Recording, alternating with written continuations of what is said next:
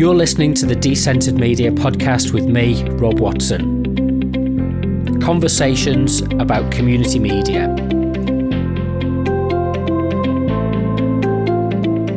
Visit decentered.co.uk or follow on Instagram and Twitter at Decentered Media.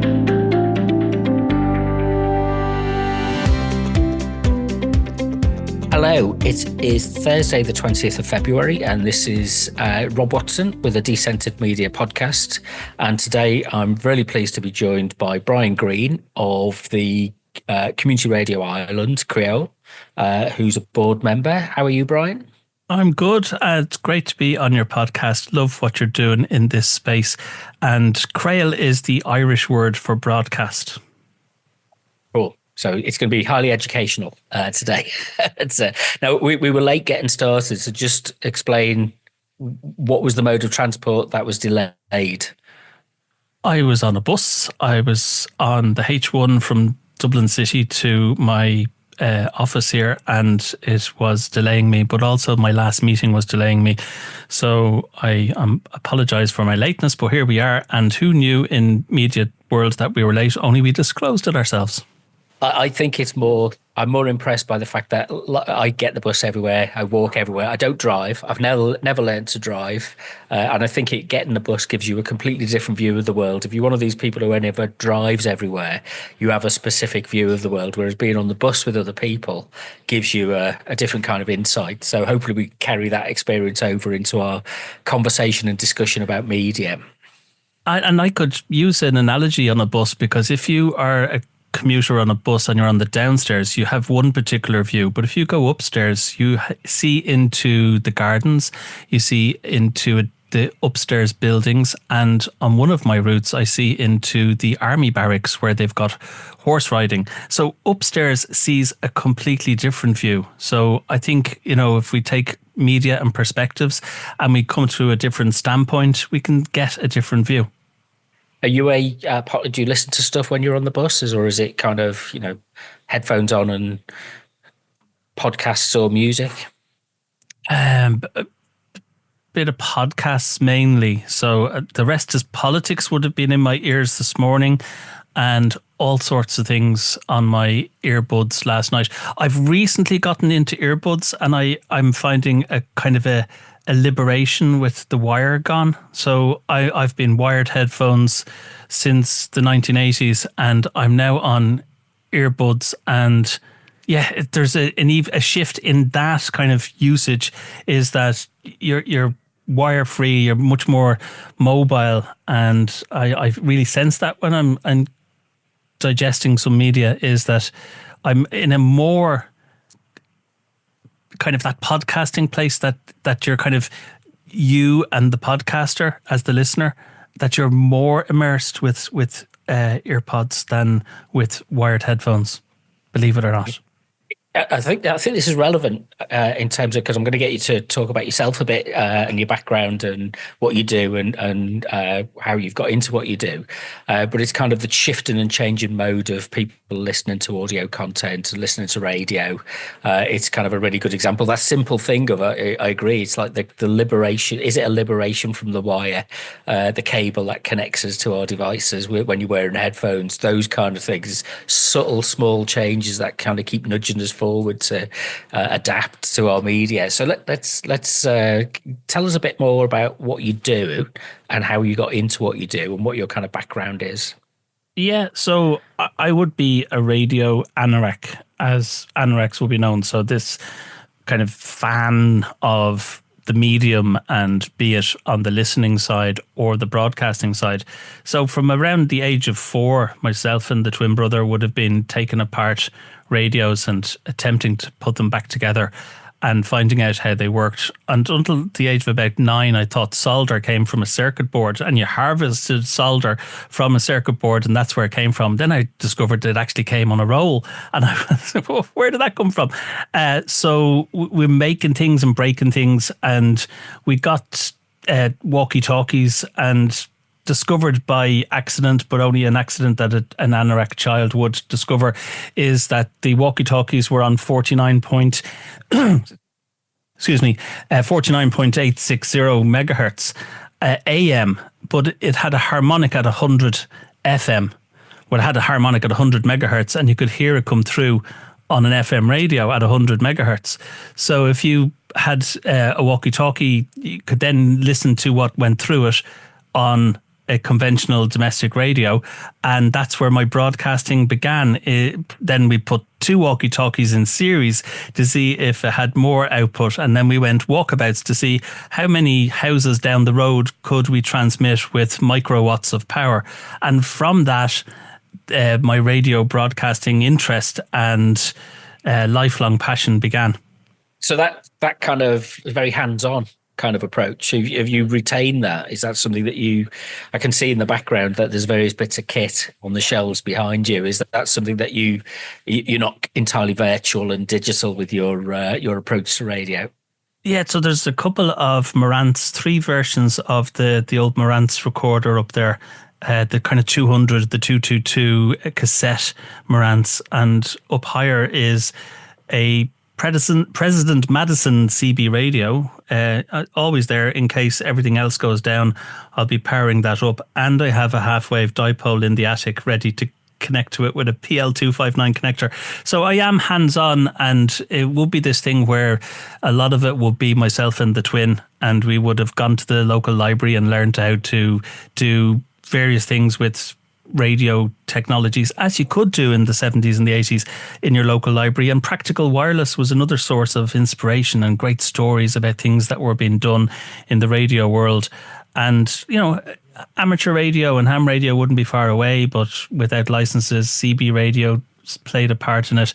Scanners and all these things that are utility radio, shortwave listening, the whole gamut. I've liked them all. I'm big into SDR at the moment, so software defined radios, be it web based, which is really interesting because you can jump onto somebody's radio in another part of the world and sample what's on the spectrum, or SDRs in boxes that are here on my desk connected to my own computer, and you're synthesizing what's in the radio band onto a computer and having all the power of a computer to tune in a radio and do amazing things like scan the local airport and see what traffic is going on, or tune into the beacons that are on the planes and turn it into a kind of a radar on your screen, and all those kind of radio things, the whole lot. And then broadcast radio, music, radio programs, talk, community radio.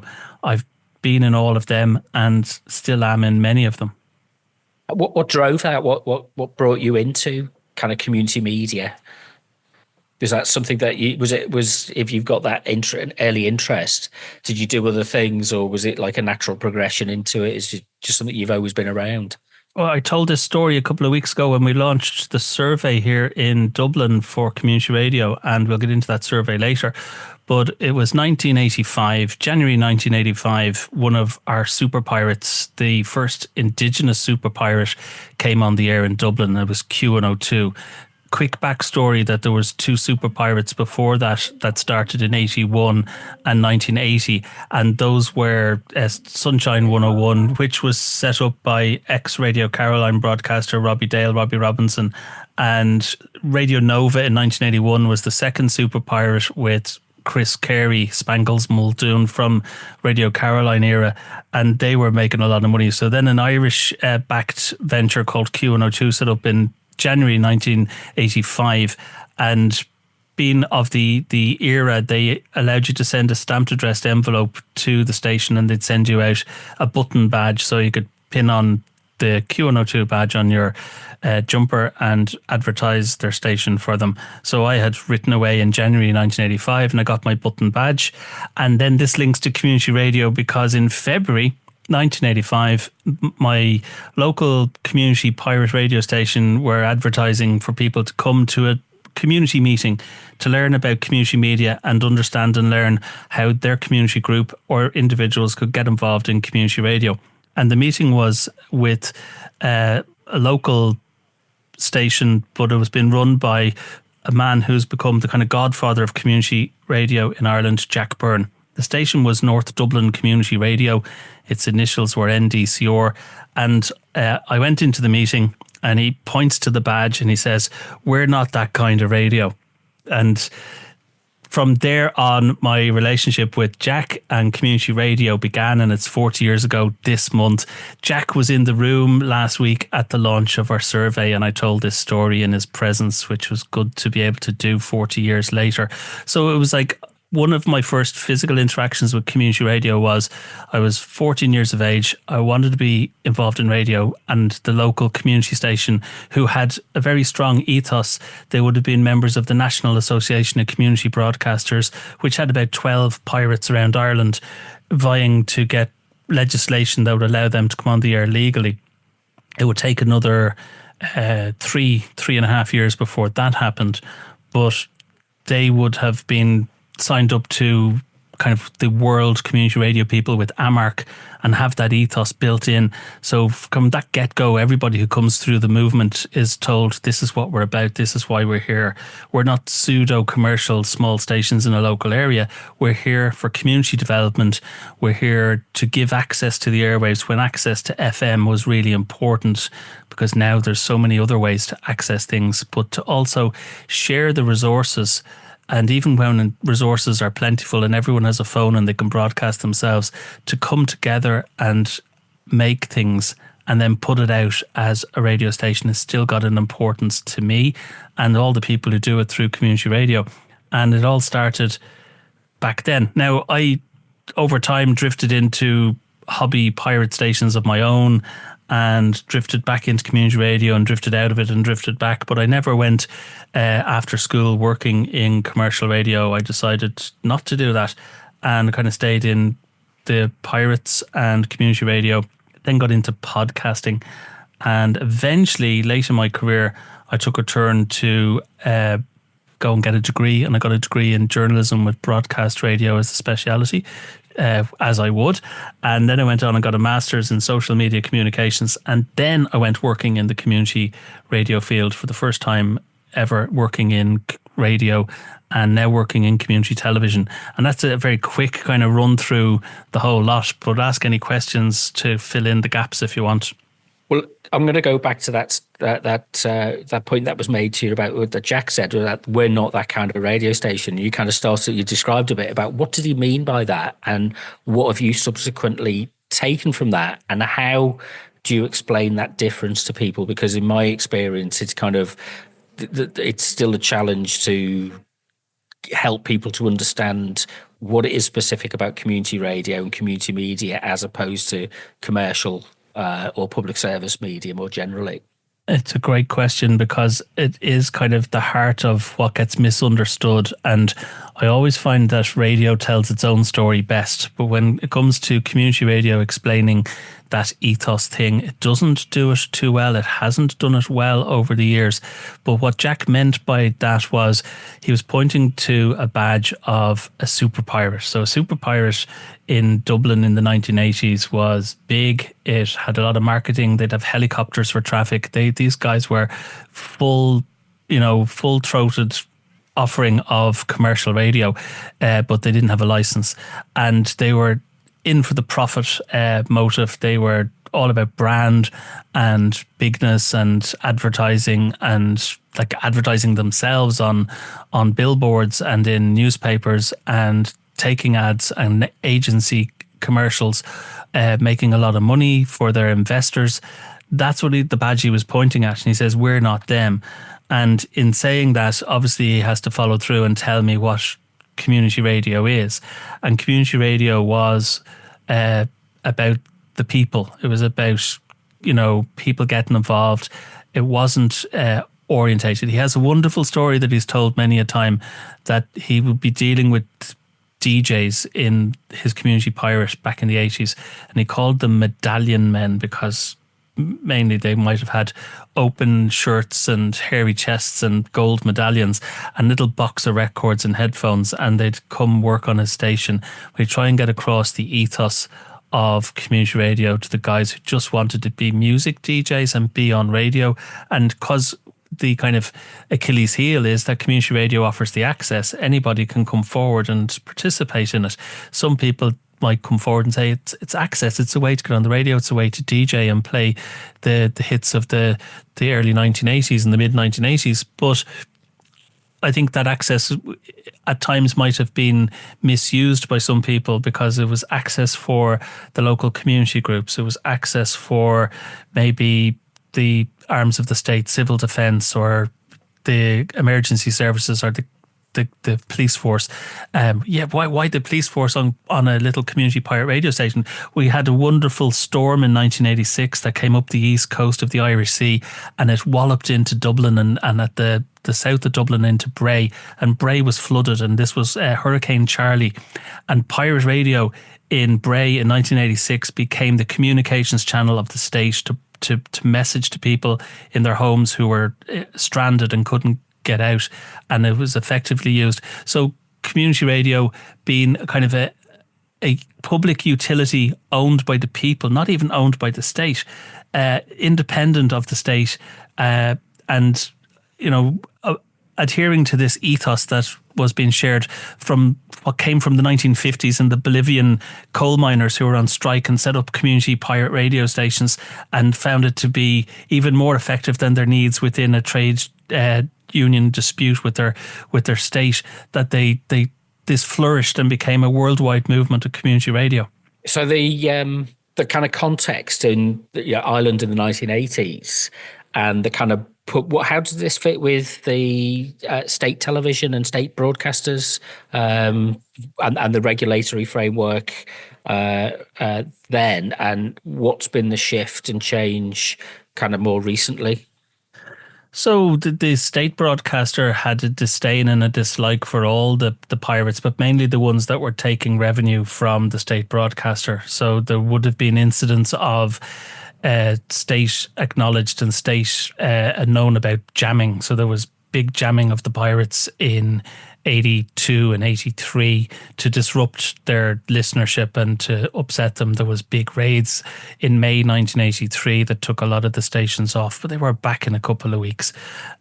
So the relationship was pretty poor between the state broadcaster.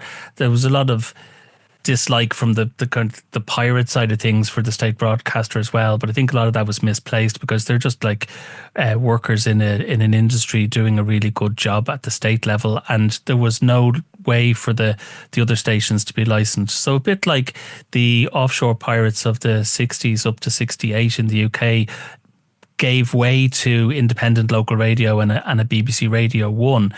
The pirates and their activities from 78 to 88 in Ireland gave way to a broadcasting act that brought about independent local radio, and then in 1995 community radio was first licensed. So I think they were doing a service to the state, a little bit kind of delayed by maybe 14 years to what had happened in the UK, bringing 14 maybe 20 years, so 68 to 88, 20 years. But all through the 80s, there was different governments being formed, and they were pretty volatile, and governments were falling as well.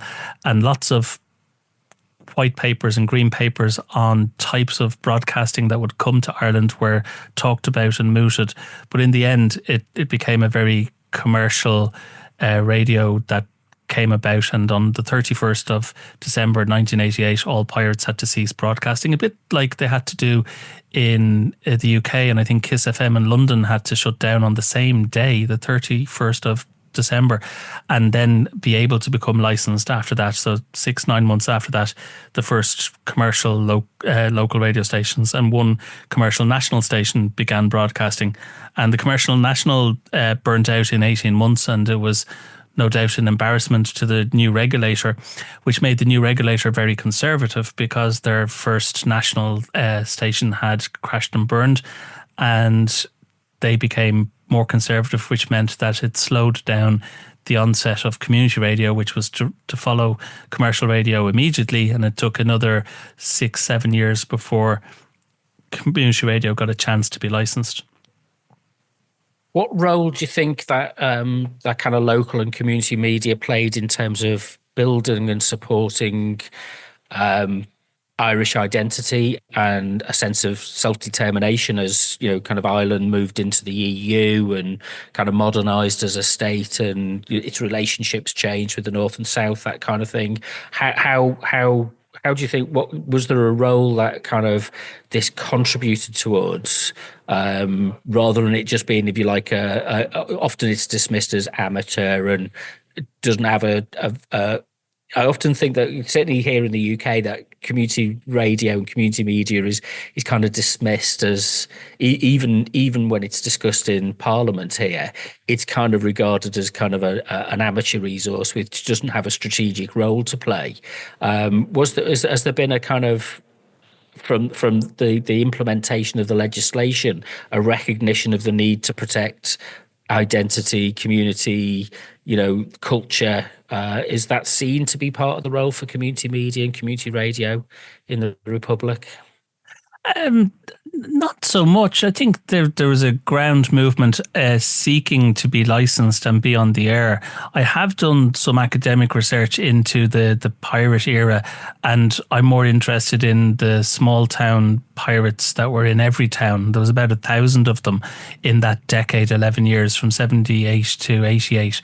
And so if I ignore the big super pirates that happened in Cork and Dublin and Limerick and look at the small ones, they definitely contributed to the cultural sense of life in Ireland at the time. They mediated media from the world inward into our radios and into our homes. And I think, by and large, there was that kind of cultural importation of pop music from America and from the UK, as you would get with television and Top of the Pops. But also there was some sustaining of our cultural life. Our what I call it, our third national radio station from the national broadcasters, Radio na Gaeltachta, an Irish language service. It's on 24 hours a day with its own FM network. And it started as a pirate in 1972. So activists in the Gaeltacht areas in the west of Ireland wanted Irish language radio. So what you do is you set up a pirate. It's like 4 years after the Marine Offences Act. It's 1972, and somebody sets up an Irish language pirate radio station almost to embarrass the state into saying, why aren't you doing it? And then now Radio na Gaeltachta has just passed its 51st birthday or its 50th birthday in the last while.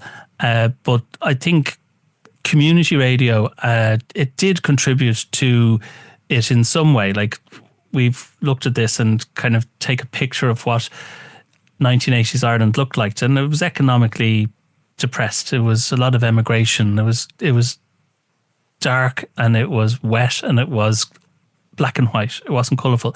And pirate radio brought a bit of colour to that black and white world of 1980s Ireland. And it was competitions, and there was entertainment, and it was free at the point of use. And there were, when it comes to community radio, there was local people on doing it and allowing people access to do it. And I often think, and it's hard to determine this fully, but the love that we have for radio in Ireland as a listenership is really high. We have listener figures that's kind of 87, 89% continuously listening yesterday in Jainal or our Rajat kind of figures. And that means that the work that was done, the cultural loyalty that was built up in the late 70s through the 80s and into the 90s and through to now has been because of a kind of a professionalization and a good strong use of the medium has made it be culturally known that radio is a place to get a lot of information and to get the news and to hear local voices and to hear some diverse genres of music as well, more diverse on community radio, obviously. I suppose the reason I ask is the kind of distinction between it sounds like from what you're saying is that there's a love of popular culture, and we often think of participation in radio as we think of it, community media is defined typically by its social value, its social gain benefits, but that actually it comes after in many ways. It's been added on from something which was actually sparked by and brought about by people's interest in being part of the popular media, and having that kind of sense of engagement that you can play music, you can engage with people in a way which is a bit more freer than kind of regulated and state media would be. And there's a joy that comes from that with people. So you're building on, it's one of the preceding layers, if you like, that people then build on, before you get to the point where you start talking about the social value. So there's a pleasure in being involved with radio as a medium itself. Well, maybe if I were to give you one story, and it's just my own personal experience. Let's say I'm aged 10, and media and radio is consumed communally. I'm in the car with my siblings and my mother's driving us somewhere. We have the car radio. And even though it's into the 80s, we're still very much AM band is dominant, and FM is only emerging as a possibility. And my mother is driving the car and she's in control of the push button radio. And her go to stations are Treble Tuor, which is a traditional and country music station broadcasting out of Dublin. And another one of her favourites is the Irish Christian Broadcasting Service, where a bunch of trendy priests were running a pirate radio station on the north side of Dublin. And she would listen to that, and another station called Radio Leinster, which broadcast from the south of Dublin, which was quite professional and kind of seeking to be somewhere between Radio 2 and Radio 4 in the UK, and achieving it and being quite popular for that, all broadcasting on medium wave. And we got to experience her media, but similarly, we would change the dial as well, and she'd get to experience ours. And in that 1980s or 1970s way, we all consumed each other's media. We all sat in one living room and watched what was on the television. There was one television set. We all consumed the one newspaper that might circulate around a house. So it was across the different media. We consumed each other's media, and that what was out there. So there's like, it was, to go back to your original question, it wasn't in any way that people were first coming through it through popular entertainment, and then there was a byproduct that community radio happened. It was all happening in parallel. So we had the super pirates, we had local, smaller, commercial pop pirates, but we also had the community pirates on at the same time. It's a big old radio dial. There's room for maybe 25 stations in a city, maybe a little bit more at times, and through no legislation, people filled up those available slots and turned up on frequencies that weren't interfered with by high-powered stuff out of the UK, and got walloped by the Spanish and Italian stations coming in at night on whatever their chosen medium wave frequency was. But I think there was just a whole mix of variety. And then to bring it to what is it kind of compared to that we have now, is that in some ways the DJ was a TikTok influencer. And in the past, they might have spun records, but now they do memes and they dance and they have competitions and they have gimmicks going on. And it's been very individualized and personalized. But, you know, they're looking to compare who's making media. And back then, by and large, it was independent pirate broadcasters who would make up the largest body of people making media in the country.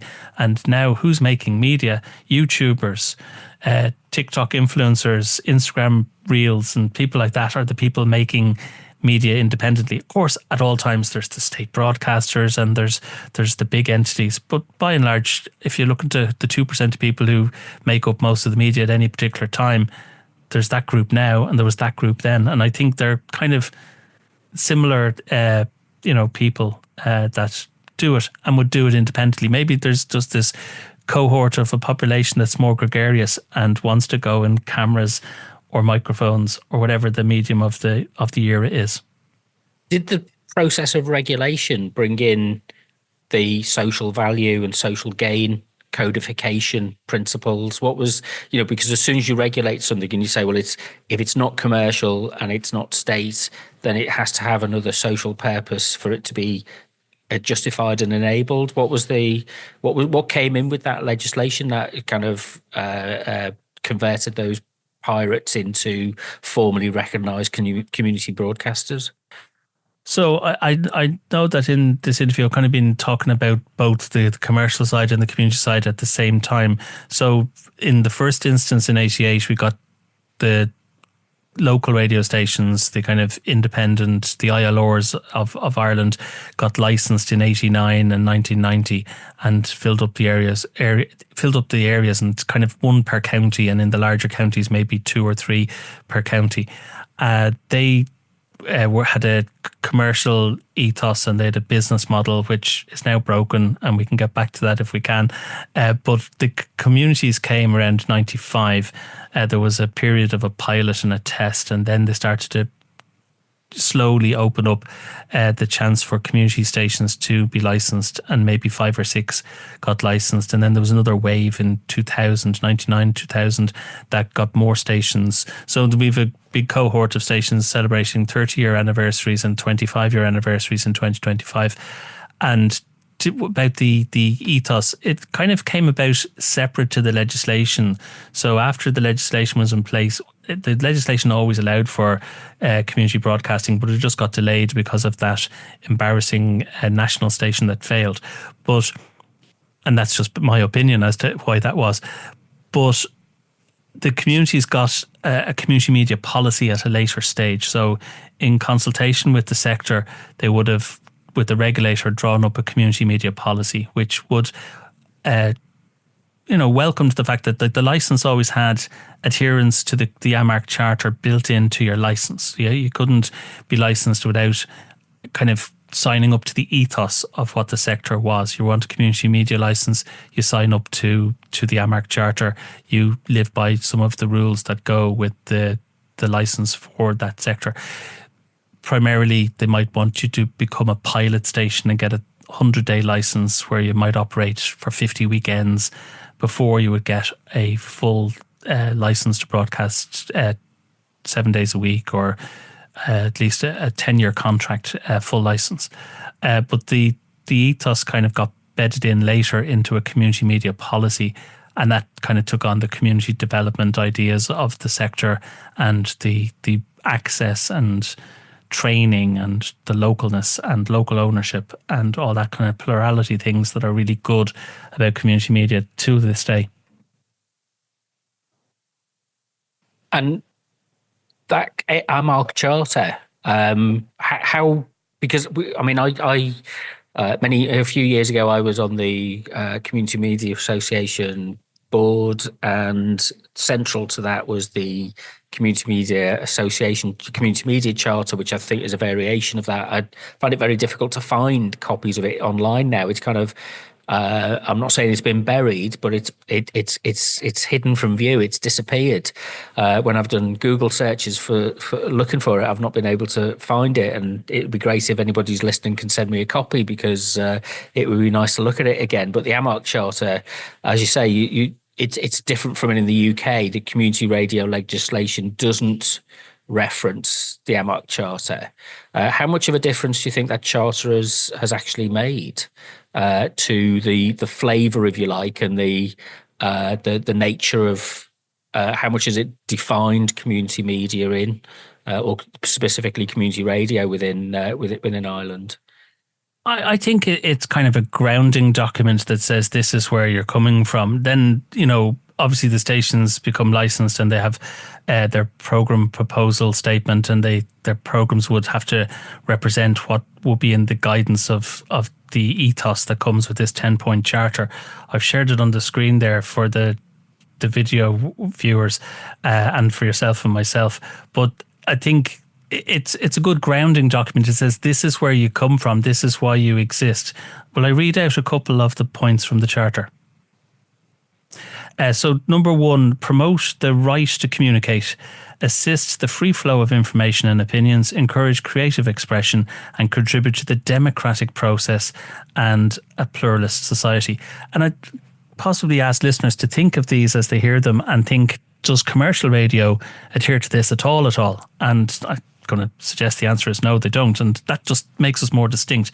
The second point is provide access to training, production and distribution facilities, encourage local creativity, talent and foster local traditions, and provide programs for the benefit, entertainment, education and development of their listeners. So commercial radio doesn't do that, but community does. And maybe just finish on a third one out of 10. Seek to have the ownership representative of the local geography, recognisable communities and communities of common interest. So it gets to the heart of who owns this station. Is it investors of a commercial company, or is it the local people, the local residents of an area and the local businesses that want to make sure that a station exists? Mainly they're set up as co-ops, and they might have £10 back in the day and €10, €15 shareholding, and that share gives everybody a vote. And if you hold 100 shares, you've got one vote, and if you hold one share, you've got a vote at the AGM of your local community organisation. So that coming from the ethos, it gives that plurality. It asks for the type of programming that's going to come. It's kind of media for all. It's access for all. And look at it a slightly different way is when community media takes in students from secondary school and gives them training through their work experience or their transition years and things, they get great access and they get put straight on the radio in front of a microphone on day one. But if you go rock up to a commercial station, you might get to make the tea for the star broadcaster in that organisation. And they actually think that that's a laudable thing for you to be able to do. Look at the access to big media that you're getting. Whereas if you do the very same 2 weeks or 1 week work experience on a community radio station, you're in at the deep end and you're doing the broadcasting, you're not making the tea. And there kind of lies the difference between the two. That one is seen as the star DJs and, big names. And the back to the pointing at the badge in 1985, the ethos was very much not about, that if you had a radio show, it wasn't the Brian Greene radio show. It didn't carry the name of the presenter because that wasn't going to be helpful. There was no egos to be built up. There was no big brands of the presenter. It was to be about the common good and the common development and the common output of all, and not making kind of fiefdoms for, mid-morning big name broadcasters that would have happened on national stations and to a smaller extent on the commercials. But I think the nationals really built up the big name broadcasters, kind of your Terry Wogans and your Johnny Walkers and whatever. Big names were not going to be what community radio did. And we took that from these findings within the ethos.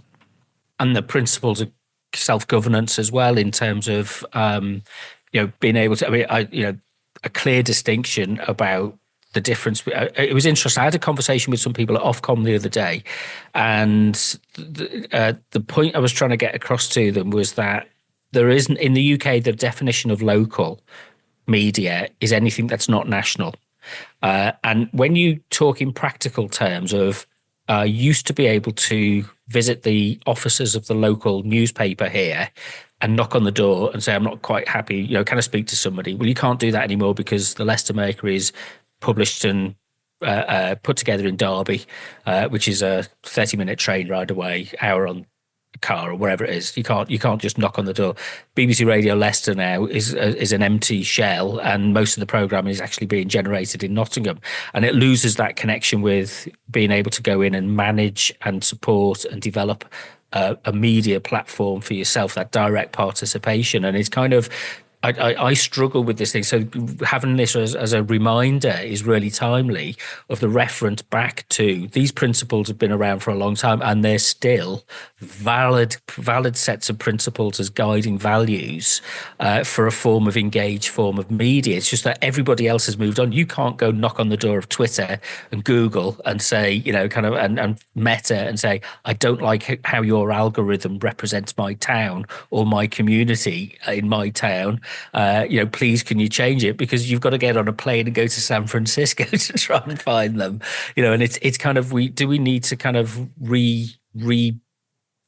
promote these basic principles.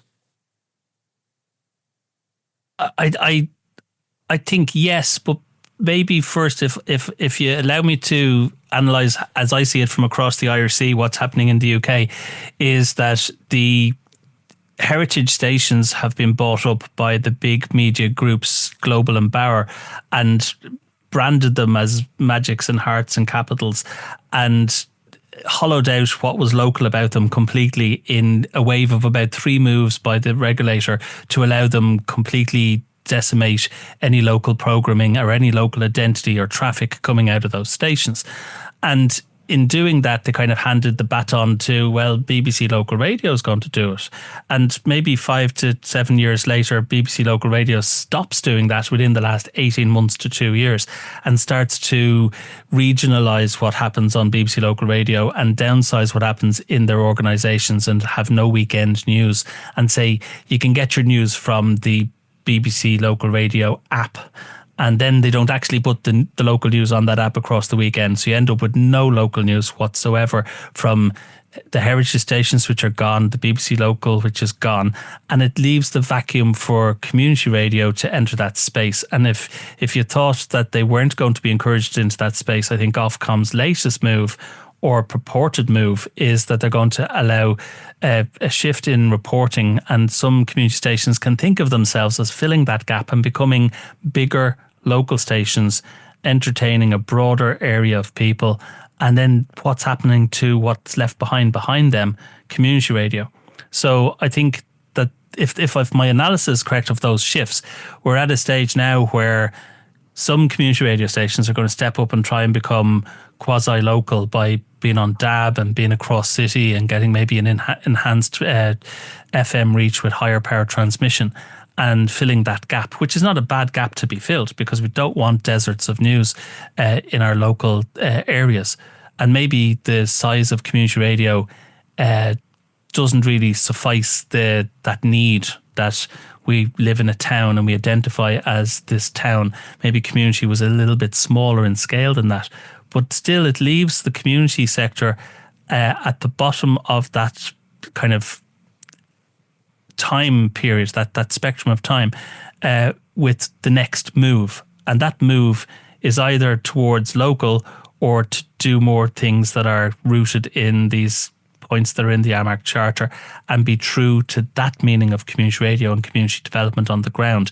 Because what you hear on the radio from each of those types of stations, in my opinion, will be quite different. One will start to sound like the heritage stations sounded in the early 1980s. They're just mimicking what was done before, and you're getting diverse, true, local community broadcasting from people who stay with the original ethos of community radio. So I think if it's been disappeared, if people can't find the documents, that's kind of a physical manifestation of the fact that they haven't been spoken about, they haven't been rooted into the license, they haven't been part of the national movement of community radio to say this is what we stand for, this is what we are. And if you're without identity, you're going to drift. So I think if people want to copper fasten the identity thing, is to go back to these documents. They haven't gone out of date. They're not fuddy-duddy and old.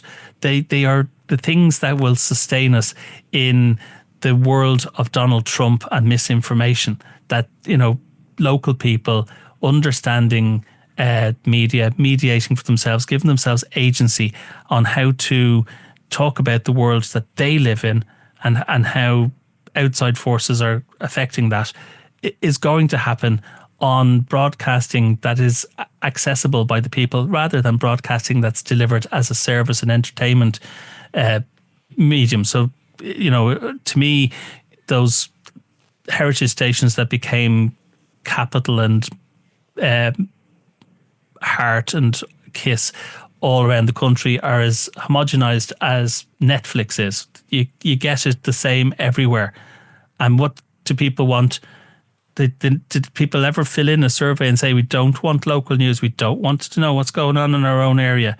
But they've lost it because of the economics of media has changed, because probably the World Wide Web and apps and the internet and the speed of things that have changed since the mid-90s.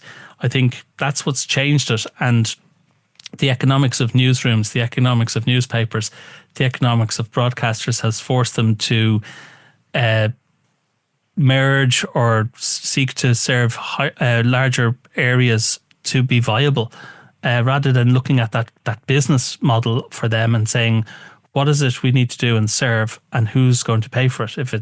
If all the advertising has run away to Google and X and other platforms, what will sustain it? And I think we've been lucky in Ireland because our regulator has gone through transitions itself, and most recently in the last 2 years it's become our media commission, and they've been really in tune with what the needs of the people are along the way, from the commercial end and from the community end. I think they've really responded well. Our funding that we have for all broadcasters is far in excess of what it is in the UK. I think I've looked at some of the figures that could be attained for funding in the UK, and I think it would be on average £1,000 a year that could be got. And here in Ireland, a community station would get about 40,000. A community television station would get about 75,000 in funding. That's just the core stuff. And on top of that, they can apply for programme funding. And the commercial stations are getting even more than what the community television and radio are getting. And you might think that's odd, but they, recently our budget announced €6 million for the commercial newsrooms of 34 radio stations in the commercial sector in Ireland. 6 million a year, which will roll year on year to fund journalists in the newsrooms of local radio. That's fascinating to see happen, because it kind of answers that broken business model that they had as to the importance of the deliverance of news that's regulated as opposed to unregulated social media becoming the dominant news source for the under 45s. Yeah, it's such a broad set of issues that come together. I mean, just as an observation, really, I think Ofcom are now no longer the key commitments policing that they used to, regulation that they used to, protections. People call them regulations, I call them protections. Are they no longer, if you make a complaint that a community radio station is no longer playing the music that was specified in the original application, it's a Christian music station, if you like. There was a recent complaint that was upheld by Ofcom, but they noted in the bulletin notice that in the future this would be something that they would no longer have a valid reason to find a station in breach, because they're no longer focusing on their content output in the way that they used to. It's kind of been given up in that way. And I think the danger is that people have to recognise that there are community radio is not public service media. It's not universal. It's not for It's not for the 80% of the population. It's for the particularly community media. I mean, it's different in different places, but it isn't local media either. It is serving those communities that don't have a voice in the UK model. It's serving those communities who would otherwise not have the opportunity to be represented within more mainstream media, and they define that. So it's a patchwork in the UK. So if there's 300 different stations all doing very many different things, that's a good working system, because it's not meant to be a universalist system and a general system. But it ties in with this kind of there's a conflation as well in terms of policy planning, that local media only provides news and information. And it's been reduced down to just the whole talk about this, and the planning for what will fill the gaps that have been caused by the Media Act in terms of that consolidation is, how does news, and Ofcom's doing work on this, how does news, local information, local news fill those gaps within those homogenized stations, those centralized stations? And there's some discussion about what that means in practice. But it's, as you say, it kind of comes down to the broken business model. But the business model for community radio is volunteers. So you're looking at a completely distinctive way of motivating people to contribute towards their community, their sense of identity, which isn't commercially driven. It's not just about paying for the talent. So what that broken business model, how's it seen obviously there's an argument that's been had with the government in Dublin that has accepted the principles that the state needs to step in and provide support for this. What was it that won that debate, you think? For the commercials, lobbying, very strong arm lobbying. We have a very strong lobbying register here. Lobbying.ie is the website. So we can jump in and see how much lobbying the commercial radio sector have been doing. And I think it's commensurate with the amount of money that they have just been awarded. And look, that's I'm not cribbing about that. That's what it is, and that's what we see, and that's where I'd say it would come from. But I think that it also takes an open ear of government to allow that lobbying to be to win out and to be accepted. But they've made a case for local news though, which is really good to see that commercial organisations saying yes, because we don't have that. We don't know what lobbying's going on with Ofcom and DCMS here. I mean, they don't lobby Ofcom, but their DCMS was heavily the Media Act in 2024 heavily biased in favour of Bauer and Global and the big corporates, but they. The distinction is that I don't think they're actually interested in what meaningful local news and media is. And the way Ofcom follows up with his present investigations into this is quite cursory. And and there's a word that you use, which I think is really important, is that you said that the Media Commission has looked at people's needs. The social and civic needs. So how are those two matched together? So how that was done was in parallel and maybe just a little bit before the commission was being set up. So it formerly was the Broadcasting Authority of Ireland, and they set up the Media Commission, in Irish Commission the Man. But just before it was being set up, the government set up a kind of an inquiry of the future of media commission.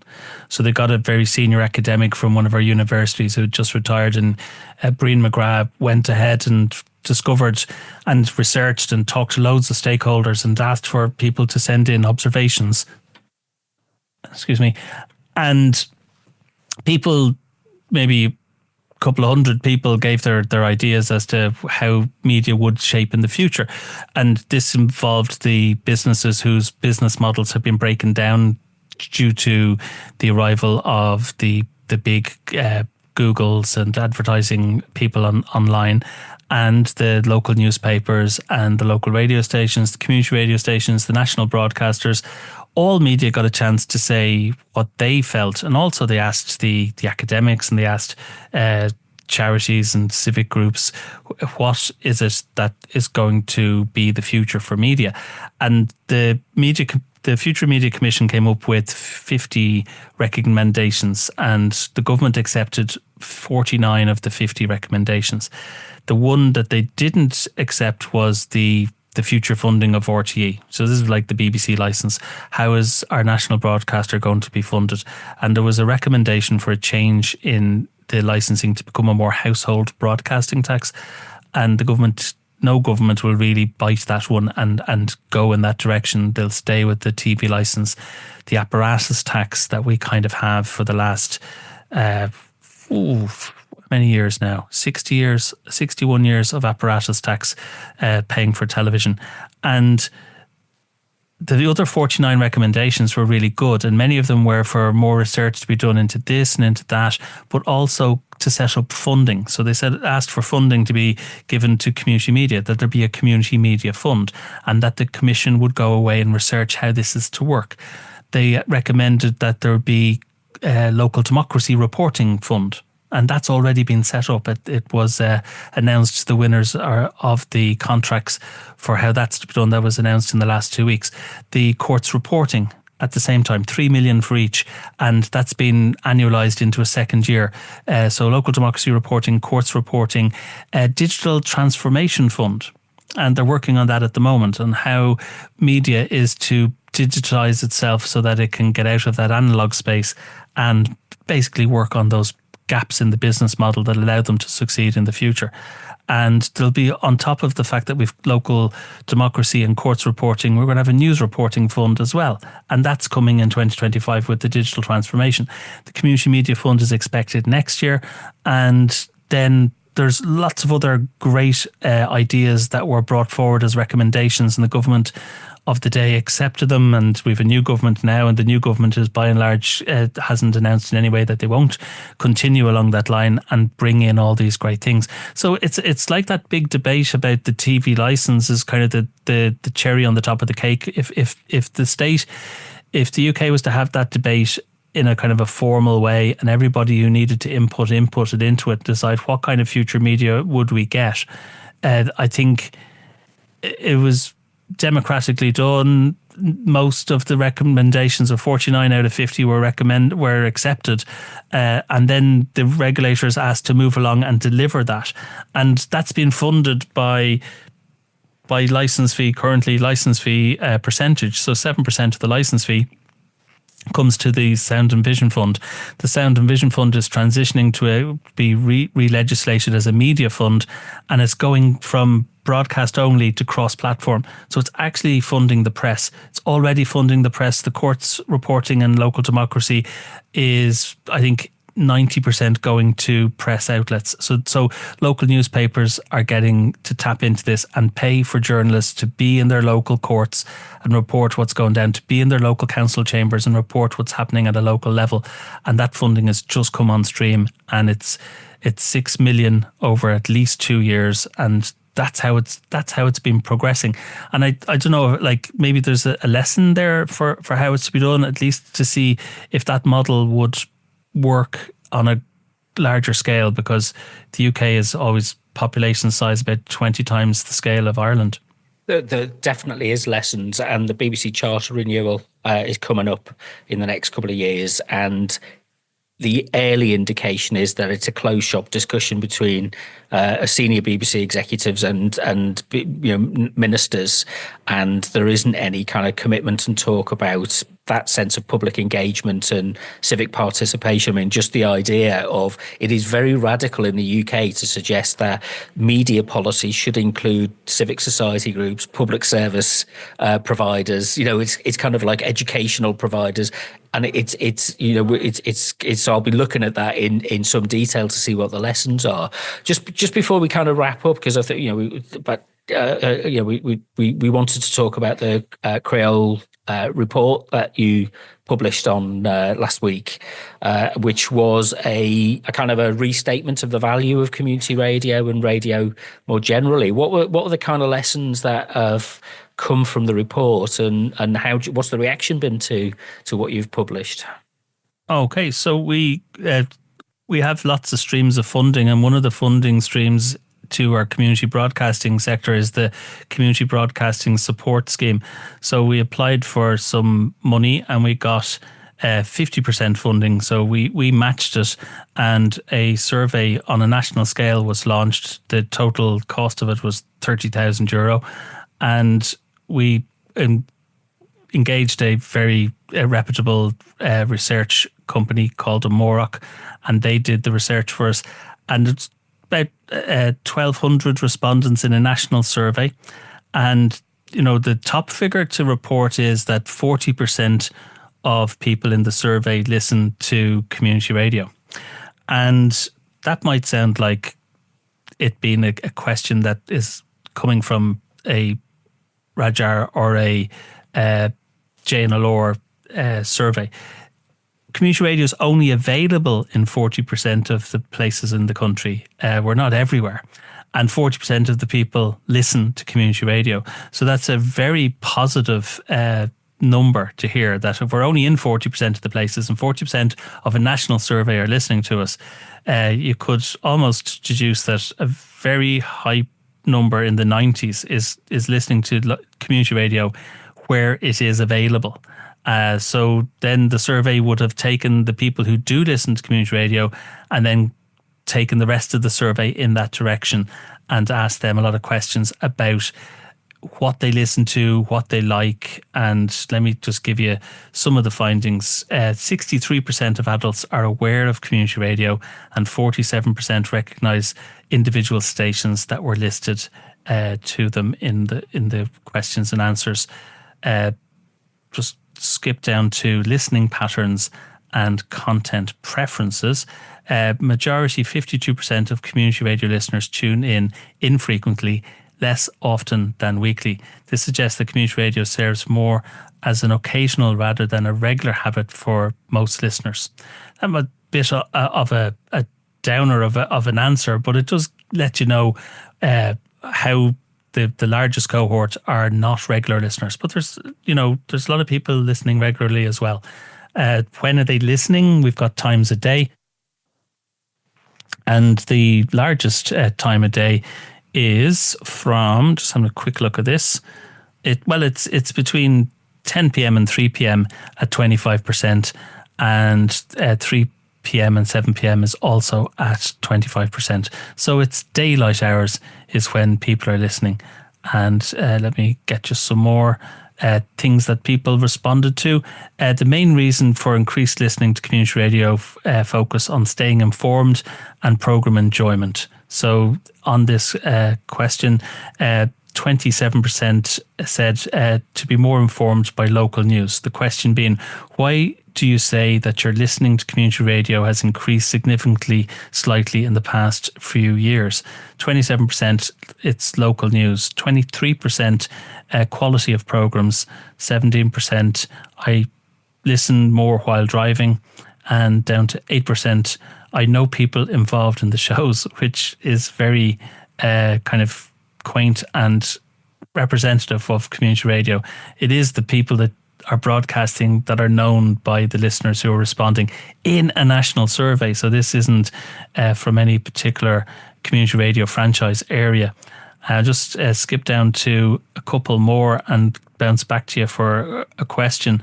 But the largest consumers of content on community radio are those aged 55 plus. But at the same time, there's nice numbers for people, males in the age group of 18 to 25. But males over 55 are the strongest listening group. And that can be local sports. We've got a good tradition of local sports broadcasting in Ireland. And because of our Gaelic games of hurling and football, local coverage of those games at county and other levels beneath county level are very much adhered to on community radio. Also a bit on local radio, but community radio would have an edge being that very local to the parish team, and therefore through sports listening, the male cohort is a little bit higher for community radio. And let's see if I can get you one more and bounce back to you. Community radio listeners are evenly split between newer and long-term listeners. So there's this kind of people who've been listening a long time and people are listening new is very evenly split. There's some socioeconomic stuff and maybe attitudes towards community radio. So what do people think about community radio? And I'll go to the question first. Thinking about community radio, to what extent do you agree or disagree with the following statements?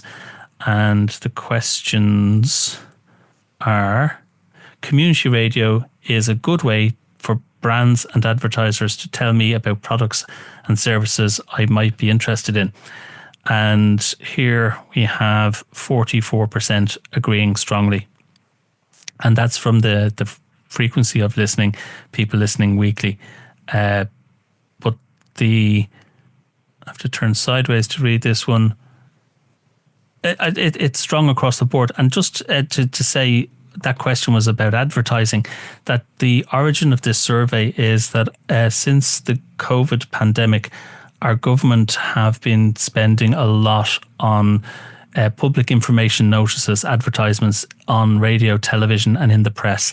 And none of those messages are carried on community radio. We're allowed to have 6 minutes of commercials per hour of broadcasting, and the government spends zero on public information notices on community radio. Now they could and they should, because if you forget about the money that might come into community radio through those advertisements, our listeners don't get to hear about medical advances or funds that can be drawn down after a storm, or what these public information notices might fill 3 out of 5 spots on a commercial radio's ad break. That 60% of the ads are coming from the government. It's a very heavy government public information campaigns hitting local radio, national press, some local press, and internet ads as well, but none on community radio. So what we wanted to do was have a survey that demonstrated that our listenership is there, even though their ears aren't enumerated like the commercial radio stations, and that they are, attentive and listening to the different messages. So we may have had some public information notices during COVID, and some of those health ones would have been paid for, but nothing since, and nothing else during COVID. And the survey is to assist us in making that point to central government and 18 government departments that we're here, and your public information notices should be carried on our station for a democratic, that our listeners are as entitled to know about what your messages are. And then if you are going to broadcast them on our stations, that we could be compensated for it. And it doesn't have to be compensated on a pay-to-play advertisement basis that commercials would do it, but we could just take a block funding and say we'll play the messages on the back of block funding, and then everybody wins because the messages get heard, the station gets a bit of funding, keeps the lights on, and the government will not be in breach of any European laws.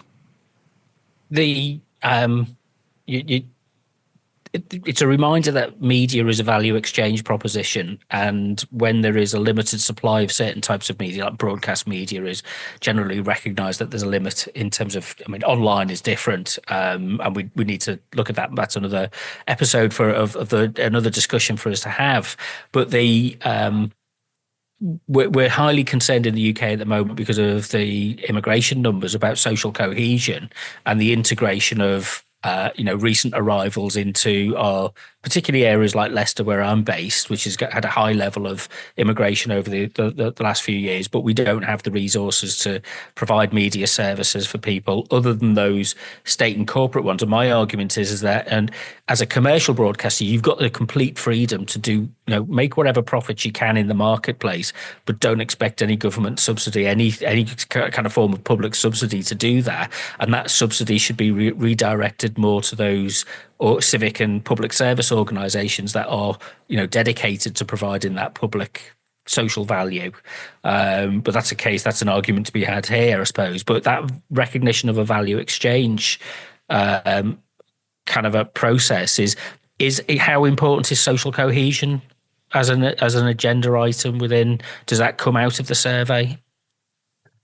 I'm sure it comes out in the latter parts of the survey that I'm not scrolling down to at the moment, but I can say that it is important that community media's funding is for social benefit, as we call it here, and that we're not measured for the number of people listening. That's for the commercial sector, but we are measured. So in June 2020, we brought in a framework to measure and to report on the good that we do. So social benefit reporting, there's kind of key social benefit markers, 6 of them, and they're all about inclusion and diversity and bringing people in for training and work opportunities and the content that they hear.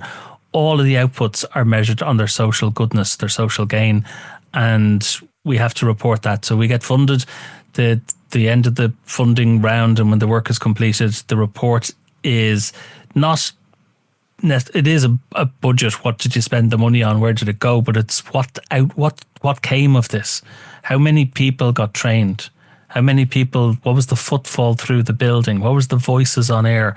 What are those metrics that show that you did well? And then the method to report that, it's not like reams and reams of text. It can be reported in video. It can be reported in the audio we broadcast. It can be reported in photography or story. So if you just kind of take an individual story and say, here is John, and John entered the organization from this end, and here's how he progressed through the organization, and now he's in full-time employment outside of media. But he got his confidence, he got his mojo back by coming through this organization, and tell that as a story. You might anonymize it, but it, no doubt is something that's happened for real and is true and has happened because community media was there. There's huge opportunities for people with learning disabilities and on the spectrum to involve themselves in community media and get a confidence that they just might not get by going to an educational institution on its own, and to get to meet other people and get some skills along the way. And then with those skills, go on and do other things that are not necessarily media. Couple of last questions. They're easy questions, I hope. And maybe as a prompt, going back to what we first started talking about, which is that kind of hands-on tech. The technology's changed to support this, and maybe in our next conversation that we have, we can talk about how changes in technology are facilitating greater, they should be facilitating greater access, greater participation, greater, kind of a more diverse and a more inclusive. Ironically, as much as he's a controversial figure, Elon Musk has used the phrase "we are the media" now, and it's like, well, some of us have. The group I'm involved with, Better Media, which promotes media democracy, has been using that as its tagline. And it's like, okay, maybe we're motivated by in different ways, but that's something that we've got to embrace. So, kind of to wrap up, really, because I think we could carry on discussing this for hours, and I think another conversation would be fantastic if you're up for that. Is really kind of, is there anything we've not covered that you really kind of wanted to add to, and then where can people get in contact with you and find out more about your work and more about the work at Creole? Yeah, so the contact places, Creole is at creole.ie, C-R-A-O-L. Sorry, I've been mispronouncing that, haven't I? It's Creole. Sorry, I kind of wrote it down. And that's okay. It's a word you haven't heard before, and you're just reading it off the page, and that's absolutely fine. Creole, CRAOL.ie, and I'm Brian at radio.ie for email, radio.ie for the website. In the last 3 days, I acquired dab.ie. Might have a look and see what I'm doing with that. And that's how to contact me. To add something, and it's more that I thought your last question or your last statement was going in this direction. So I'll put it in as an answer to what you didn't exactly ask. And that is that COVID really shook things up, and it asked questions of community radio. Because if you go back to 85 and Jack's pointing at my badge and he's saying, we're not that kind of radio, and they were a radio all about access, that as a 15-year-old I could access the means of production of radio, transmitters, AM and FM for that station, mixers, microphones, cassette machines, and people to come in. And some of my first tech ops were for Campaign for Nuclear Disarmament and other groups like that who'd come on the radio, and that we'd all make the media together. COVID showed us that access that we talked about from 85 to COVID was shaken by the fact that our buildings were closed, but our radio had to continue. And where did it come from?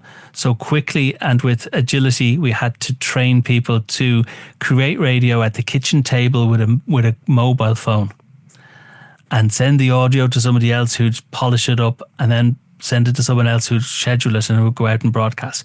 So without access to a studio, radio continued. Means of production changed, and a different type of access. And I think a shift like that is good, because if you're, I think when something fails, you learn. And when something like COVID comes along, there was buckets of learning to say, well, maybe we don't have to do things the way we always did it. And does it change? A lot of groups beyond broadcasting just prefer to meet in person. They don't want to do everything on Zoom or on Skype or online. And broadcasting is much the same. But it does show us that we can share programs. We can make things from home and send them in.